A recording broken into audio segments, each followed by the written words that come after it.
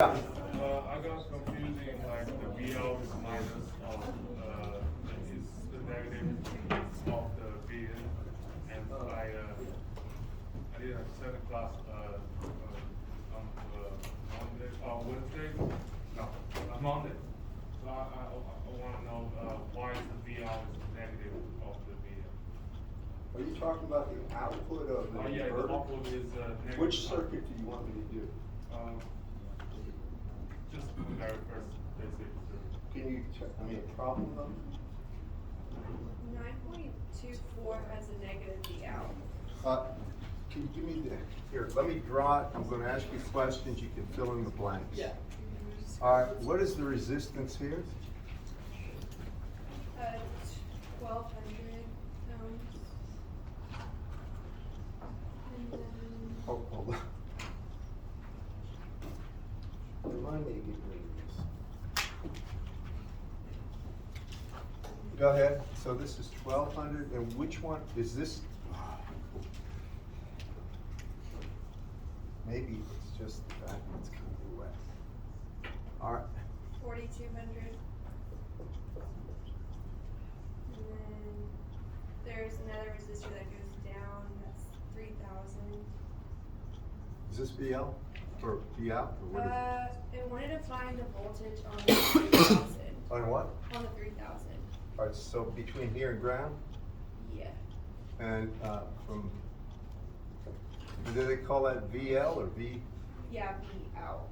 All right, V out, okay. And then on the left side of the circuit, there's a 5 volts. Right here? Yes. And then on the plus terminal, there's a 4 volt source.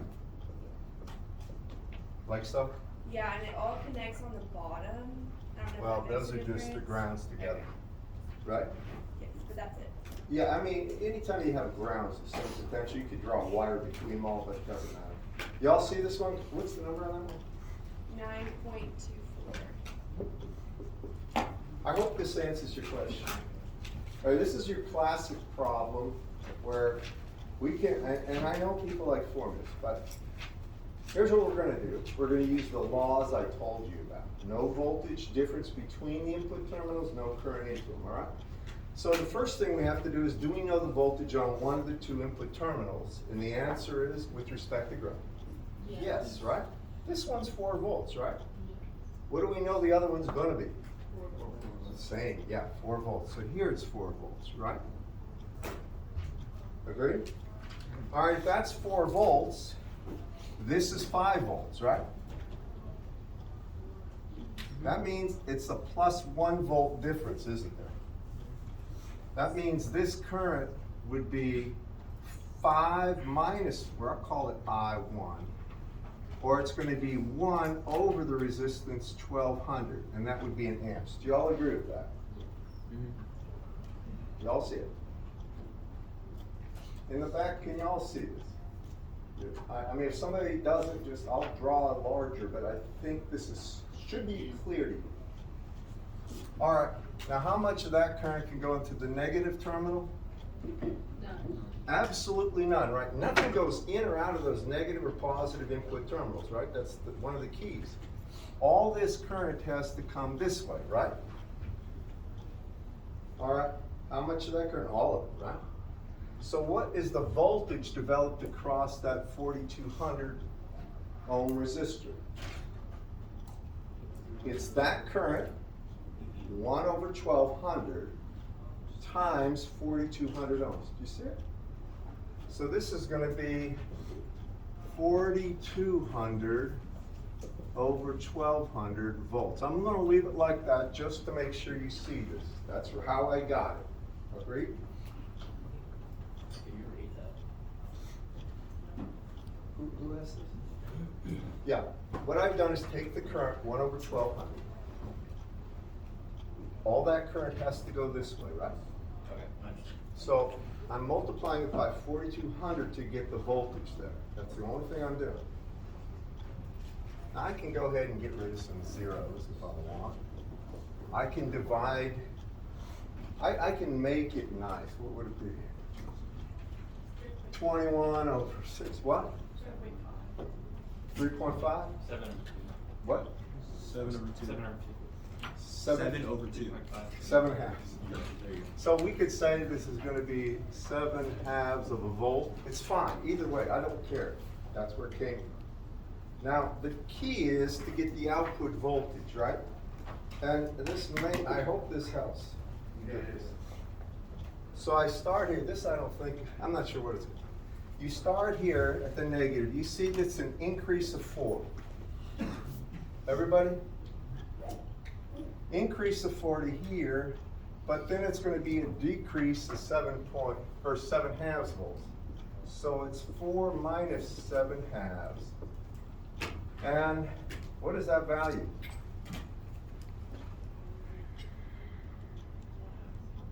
Huh? 1/2 of a volt? Yeah.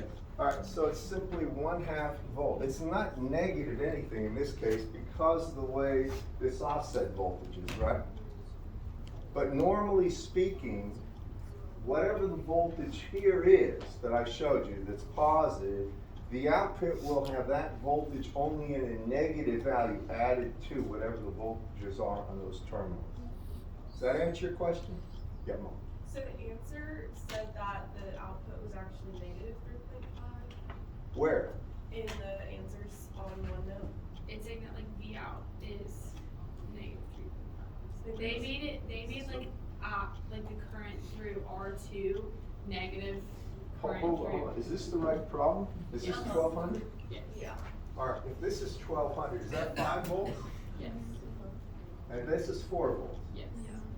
That means 4 volts here, current here is 1 over 1200. Yes. In the solutions, he used R2 instead of RL. That's why it's. I think you forgot the 4 volts right So is the solution just wrong? there. Like his Apparently. was 0. This doesn't matter. You can forget that. For all intents and purposes, this is only gonna draw current. The thing that determines this voltage is that resistance and that resistance. You can exempt that.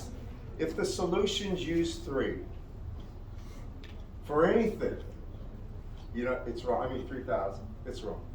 This is the way you do that problem. You can use the, Say again? if you use it 3000, it just says the. It doesn't use They it. used a negative current though. Do you wanna see the answer they put? Well, before you do, what current is negative? They said like I1 is 1 over Is this 12,000. I1? Yes. And then they In said. that direction? Yes, sir. And they got it negative? No, that one's correct. Okay. And then they said that it turns into, after resistor 2, a negative 1 over 1200. Well, it's wrong. This is the right output voltage. I thought that was like what an inverter did. No, but the thing is, this is not a basic inverter. You have 2 input voltages. This is not either of those. This is a separate circuit. You don't have just 1 input voltage, you have 2. Does it matter that the signs on the triangle are opposite than what they're normally? This won't matter, but is this still positive 4 here, or negative? Yes, Yes. If this is positive 4 and this is positive 5, then this is the right answer. Guaranteed. Now, I want to make one point. I haven't looked at this one, but I want to make one point about this. This value here has absolutely no bearing on the output voltage. Give me 1 second, I'll get to you. No bearing at all. The only thing it does is tell me how much current will go through that once you have the output voltage. Y'all hear me on that? Now go ahead and ask me questions. So the current I1 goes through all 3 of those resistors, right? No, it goes through this one and this one. The current through here is determined by the voltage here. This current comes through here and goes here. It doesn't necessarily go here, it could go in here. Y'all follow me? Remember, the current coming in and out of here, you don't know. It's determined by the load. If there was no load here, then this current would just flow back into it. But the minute I put a load, a resistor here, then this circuit will guarantee that voltage appears, and no matter how much current is needed, it'll put all the extra current through that resistor to maintain that voltage. You got it? Y'all follow me? I hope I answered your questions. In other words, This resistor you can remove and add at the end. It really has no bearing on that circuit. Got me on that? Yeah. So for the V out, like, equation that you did, it's, like, you took the 4 because the 4 is still, like, going to V out. Well, you're saying things that I think you know what you mean. The reason I need to do this is think, I need the voltage from here to here, right? Right, I start here. I could go up this way, right? right. That'd be an increase of 5, then it would be a decrease of 1. So I got 4 volts, no matter how I do it. If I go this way, or if I go this way, at this point, I got 4 with respect to ground.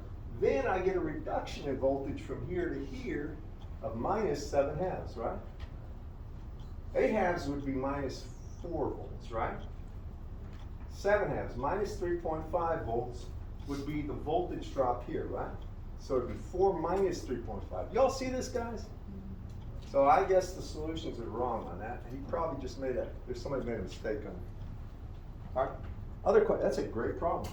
I'm glad you asked that. I'm glad I'm glad you responded with that. Other questions? This is a good problem. Yeah. I just have a general one. If you were trying to find the current over that 3000 resistor, it would just be 0.5 volts over 3000, right? Any resistance, whatever this is, call it R load. If you wanted this current, Yeah. IL would be nothing more than this V out, whatever it is, divided by RL, period. That's it. So really, IL is determined by V naught in a sense, right? And I naught, this current flowing here does not flow through here necessarily. This current may increase or decrease that current, but this operational amplifier will add or take away current as needed to maintain that voltage V naught. That's the whole key to an op-amp. It maintains the operation, no voltage in, no current, no voltage difference across, no current into those into the input terminals, and the output voltage there is something that is going to be regulated by the ratios of those resistances or impedances. That's it. Okay, another question?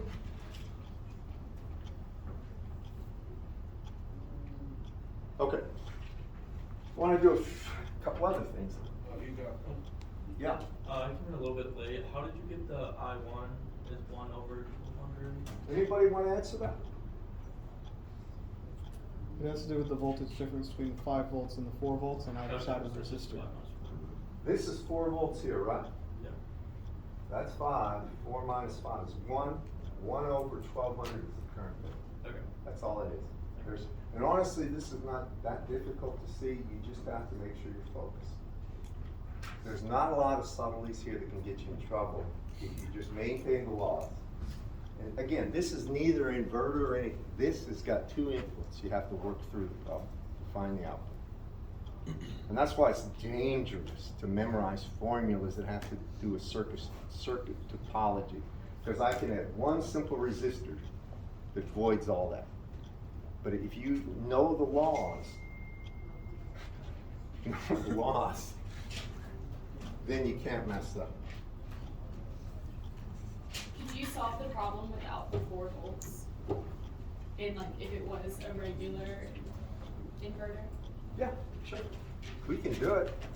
Why don't we do it? Because I think people are wondering. That's called this minus, plus, ground that, okay?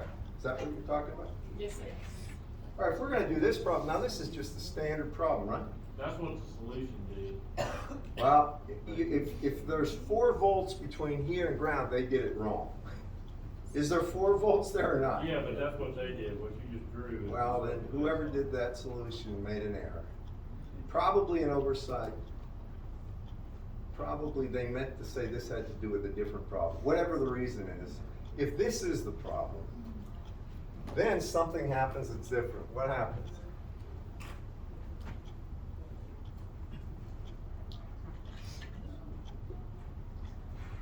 Well, now I1 would be 5 over 1200. Yep. Now this current is simply 5 over 1200, right? You agree with that, everyone? And if that's the case, keep going. What's the voltage here?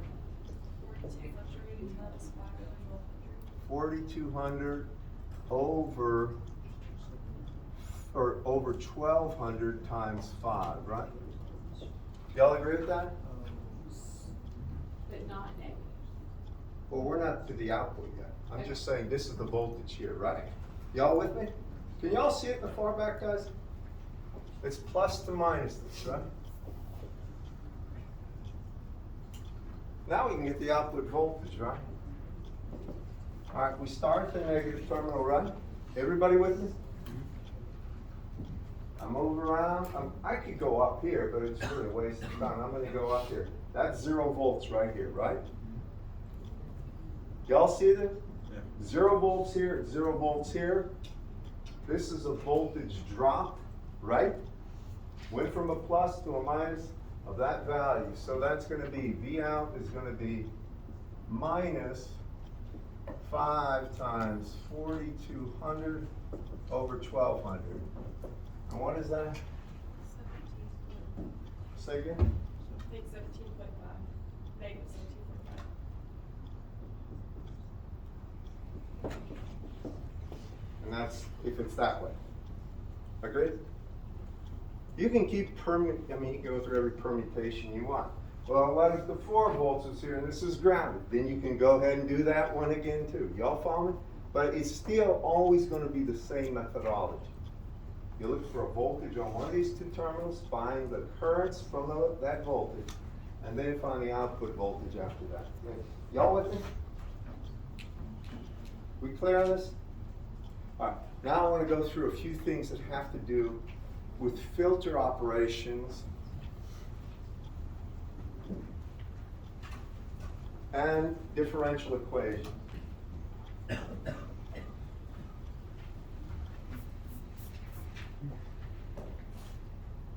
I want to say one thing too. I don't know anymore if this is done in the real world, because digital, honestly, with microcontrollers and all the digital signal processing packages out there, there may not be a real reason to do this, but 10 years ago this was done.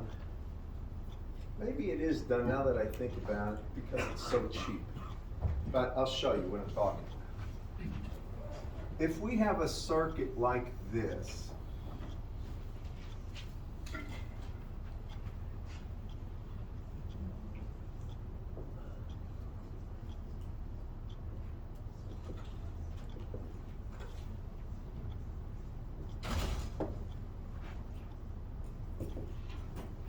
all right,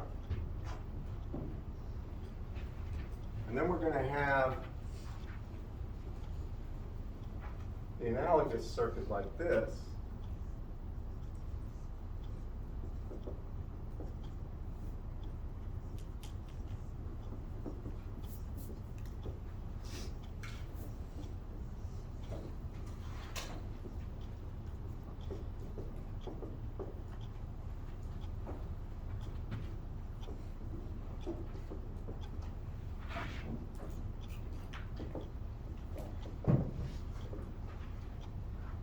We're going to find a differential equation that describes the output's relation to the input. And people in ME, people in aerospace engineering are probably somewhat used to seeing this particular circuit and maybe some applications, because this is so common. If you take a look at this, well, y'all see how that's 0 volts, right? That negative terminal. Y'all agree with that? That means there's a voltage across that capacitor of VI.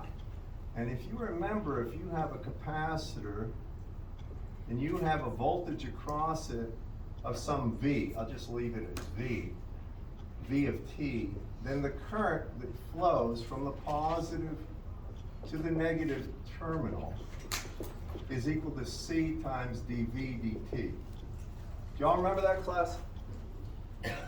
It takes the rate of change and it weighs it by C of the voltage, and that's the current generated. So that means this current right here, I, is equal to C times dVi dt.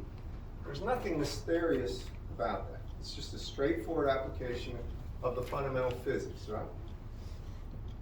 Now, that's the current that flows. And again, how much of that current can go into the negative terminal? It's none. I like to have people say that, they'll remember it. All this current goes this way, right? It means this voltage right here would be C times dV dt times R, or C times R times dVi dt. I'm just trying to show you what's a necessary consequence of that capacitor. Y'all agree with that? Everybody? That means the output voltage here would be starting at the negative terminal, 0, and it would be minus this. V out would be minus R times C times dVi dt. And here you can see the output is related to the derivative of the input weighed by RC with the negative sign. Do you all see that, class? Now this is called a differentiator for an obvious reason. It takes the rate of change of the input, and that's proportional to the output voltage. If there is no dV dt, if it's a constant, the output voltage is 0. Y'all see that? This is one very common circuit. It's called a differentiator. Has anybody seen this before? You have? The one you're used to seeing is an integrator, because a lot of times you want to take a look at the time integration of a signal to make a determination of what to do. So this is called an integrator right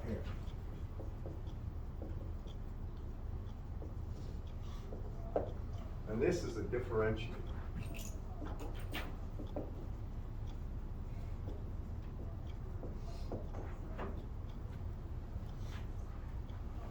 Well, for this one, it's straightforward too. I have a current here, since that's 0 volts, the current here, I, is just Vi of t divided by R. There's absolutely no confusion about that, right? If that's the current through there, all that current comes up here and goes into the capacitor, giving rise to a capacitor voltage, Vc. Y'all with me? Now, I know that C times the derivative of that voltage is equal to the current I, right? I know I. So I put Vi of t by R is equal to C times dVc dt. The only thing I've done there, the current is Vi over R, voltage Vc there, I'm calling this, is the input voltage Vi divided by R. And then I simply manipulate that and I divide both sides by C. And I have that. And then I integrate both sides with respect to time. And I get Vc of t is equal to the time integration of 1 over RC.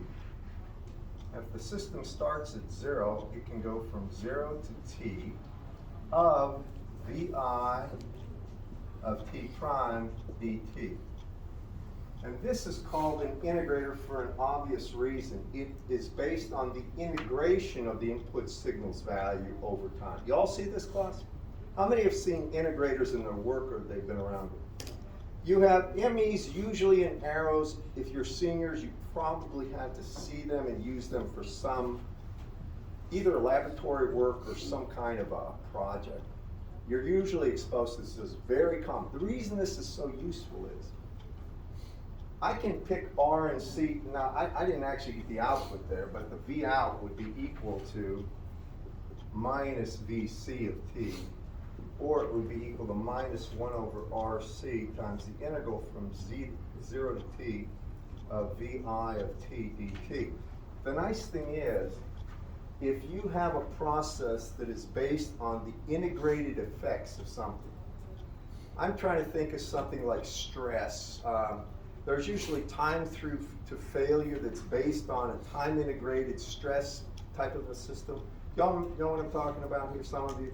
You know, it's usually a time integration of exposure to some form of either force or temperature or something like this. When you go beyond a certain point, it fails typically. So this is an easy way of monitoring that. You can choose R and C to certain values. You can put an inverter if you need a positive voltage. And then this circuit, the output of this circuit goes into something called a comparator. And whenever a threshold, either if it's below or above a certain threshold is achieved, the comparator switches and then it will do something. Like it'll either alert the pilot that you've got too much stress on some wing or something like this, and you'll make a decision, an intelligent decision on what to do. But this is a very common thing. All right? Everybody, I mean, you'll see this in so many areas, this type of an integrator. Then, there are two other things that happen. There are these systems, these operational amplifiers are used for both high pass and low pass filtering. How many are familiar with the term filtering, high pass or low pass? I think everybody here has had some form of signals and systems, haven't you? I don't know what they're called in different majors. You've had to at least be exposed to Fourier transforms, Laplace transforms, correct, class? You've had things, not willfully, yeah. No. Anyway, you've had some exposure to it where you understand the frequency domain, and you understand there are times you want the high frequencies to pass and stop the low frequencies, and vice versa. Sometimes you want the low frequencies to pass and stop the high frequencies. Those are done with filtering operations. So I'm going to just show you in a nutshell how these things are used to achieve filtering. It's not hard either.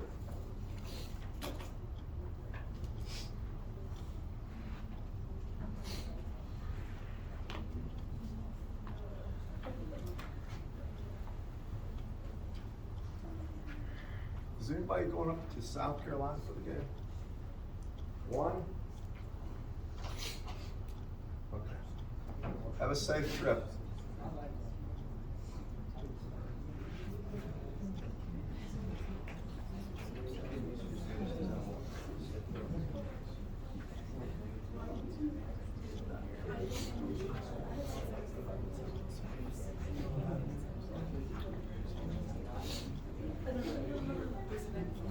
Now we're going to look in the impedance domain at these things.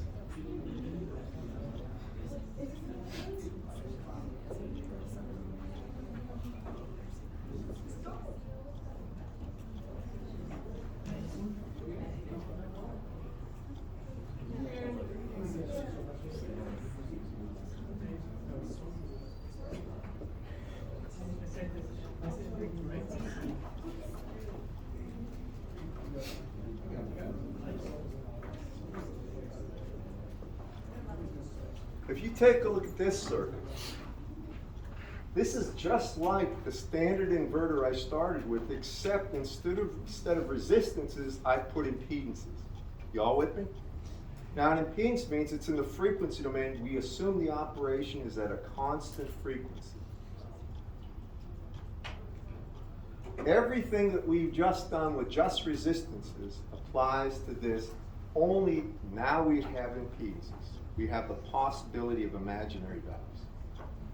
So this current, which I'll call I1, is simply Vn over Z1. Do you all agree with that? And this point should be kind of obvious because that's 0 volts, that's 0 volts, right? That's Vi, so the current here has to be Vi over Z1. Do you all agree with this, class? How many do? Right? All right.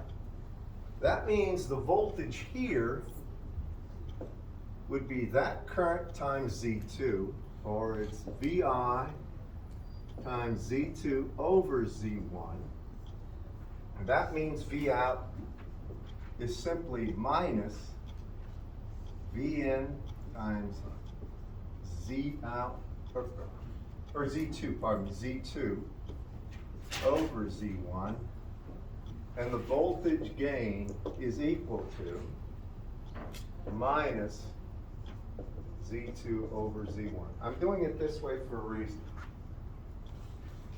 everybody sees how this is exactly analogous to R1 and R2, only now I simply put Z, right? Now Z could be anything. This could be a single capacitor or a single inductor.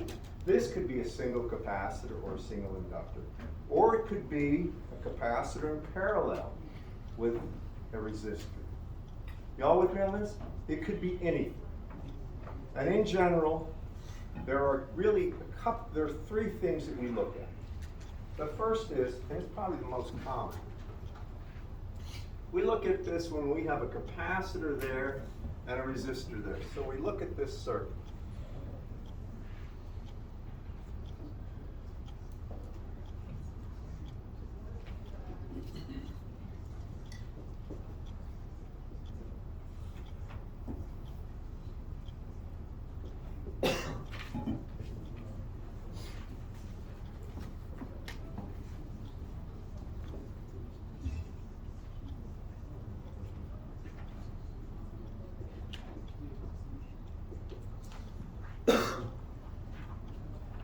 Y'all with me?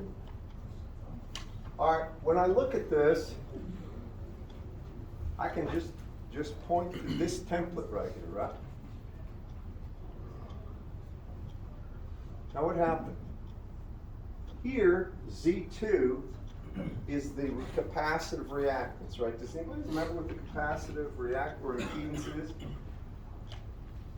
That what? That Z sub C is simply 1 over J omega C, isn't it? How many remember that? You'll need to know this for the final bleeding. All right, so that means this impedance is simply 1 over J omega C. That's R, right? Everybody follow me on this? So when I look at V out, that's equal to minus Z2, or it's minus 1 over J omega C divided by Z1, or in this case, just R. Y'all agree with this? Times Vn, right? Whatever Vn is. Again, we're assuming it is at a constant frequency, right? Y'all see this, guys? Now, question for everybody. What is 1 over J? Minus J. There's a minus sign. It becomes positive J, right? Vn over omega RC.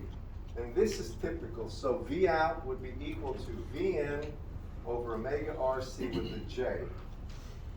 One thing that's very obvious, as frequency, remember omega is 2 pi f, as frequency gets very large or tending to infinity, the output voltage goes to 0. Do you all see this? Right? Because it's 1 over omega. Do you all see this, class? That means that the output voltage going to 0 as frequency gets very large. But what happens when you get closer and closer to DC, when omega is getting closer and closer to 0? The output voltage is going to infinity, isn't it, class? As omega goes towards 0. So this is really one of these things that it tells you that it sort of stops. I'm not going to get into this today. It stops high frequencies. This would be a low pass type of filter, but I just want to leave it at that. Now, if you reverse those, I know you want your quiz, if you reverse the location of those, then you get a high pass filter. I'm going to give you some homework on this. I know we break it on tomorrow, or Friday, pardon me. But I want to just say one thing about this. Those two things I just mentioned are the only two additional things we're going to do with operational amplifiers. The next thing we're going to do are rectifiers, and they are, in my opinion, the easiest element, but the element that almost always people confuse unless you're attentive and you're here. I mean this sincerely. Everything else you can pretty much wing it on your own. If you're not here, well, maybe op-amps you can. But if you're not here for rectifiers when we do diodes, don't bet you can pick it up on your own.